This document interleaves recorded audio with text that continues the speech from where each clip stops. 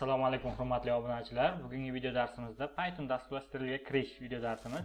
Python dasturlashtirish 2019-2018-yilda top reytinglarda tushib kelmaydigan dasturlashtirish bu Python dasturlashtirish. Python dasturlashtirishni ko'plab katta gigant kompaniyalar ishlatadi. Misol uchun Google, Facebook, Instagram, yana Netflix, yana boshqa bir kompaniyalar ham ishlatadi. Python dasturlashtirishni reytingi hozirda bu GitHubdagi reyting birinchi o'rinda turibdi, ikkinchi o'rinda JavaScript, uchinchi o'rinda Go, yana boshqa bir o'rinlar. Xo'p, Python dasturlashtirishga qancha oylik beriladi degan savol bu. Python dasturlashtirishga mana bu yerda davlatlarning qaysi biri, ularga qancha oylik berilishi, bu oyiga mana Python dasturlashtirish uchun beriladi. Bu albatta Yevropada, bu O'zbekistonda ham Python dasturlashtirishga $1000 ziyodroq beradi. Bu middle darajasiga ega bo'lgan programmistlar uchun. Xo'p.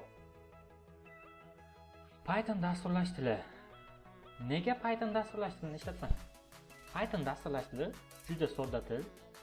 Uni ishlatish oson.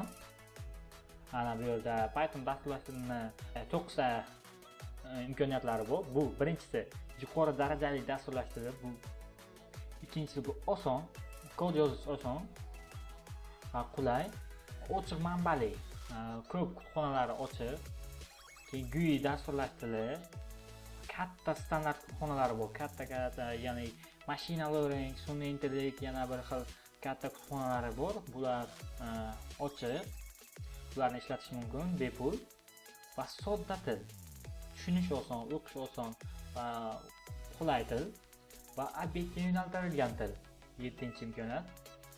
Siz Python dasturlashtirishni bir oyda o'rganib olib va uni o'qib olishingiz mumkin va tushunarli va katta kodlarni ham tushunish oson va erkin platforma. Har xil platformalar bor. Androidga, ya'ni kompyuterga, web platformalar uchun dastur tuzish, qurilmalarga dastur tuzish, har xil imkoniyatlari bor. Bu Python dasturlashtirishning imkoniyatlaridan. Xo'p, Python dasturlashtirish boshqa dasturlashtirishlardan farqi. Misol uchun Java, C# dasturlashtirishni oladigan bo'lsak, Javada hello world so'zini chiqarish uchun ekranga mana shu kodni yozishimiz kerak. C# esa bu anchagina uzun. Xo'p, Python dasturlashtirishda bu qancha? Necha satr? deb savol. Necha satr bo'lishi mumkin? Albatta, Python dasturlashtirish juda ham sodda va qisqagina kod. Pythonda shunchaki print hello world. Bir qatorgina kod. Hech qanday kutubxona chaqirish shart emas.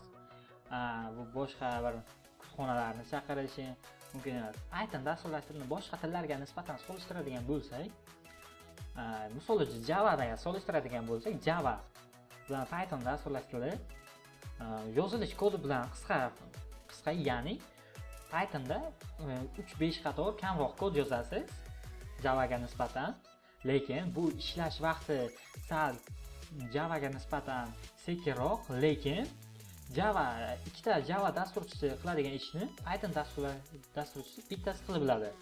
Shu tomonlama bu tezkor til deb ataladi. Ya'ni haqiqiy hayotda Python dasturlashtirish tezkor. Xo'p, Python dasturlashtirish asosan nimalarga ishlatiladi? Hozirda Python dasturlashtirish machine learning, sun'iy intellekt, yana bir har xil kutubxonalari bor, ular ommabop. Hozirda eng ommaboplari bu machine learning, sun'iy intellekt, keyin yana web platformalaridan Django, Flask frameworklari, yana bu boshqa frameworklar bor. Ularni ham darslarimiz davomida kerakli ma'lumotlarni berib boraman. Xo'p, bugungi darsimiz shu edi. Keyingi darsimizda Python dasturlashtirishni o'rnatish, yana unda kod yozish, shular haqida bo'ladi. Videomiz yoqqan bo'lsa like bosing, savol va takliflaringiz bo'lsa kommentariyada yozib qoldiring. Keyingi videolarda ko'rishguncha xayr.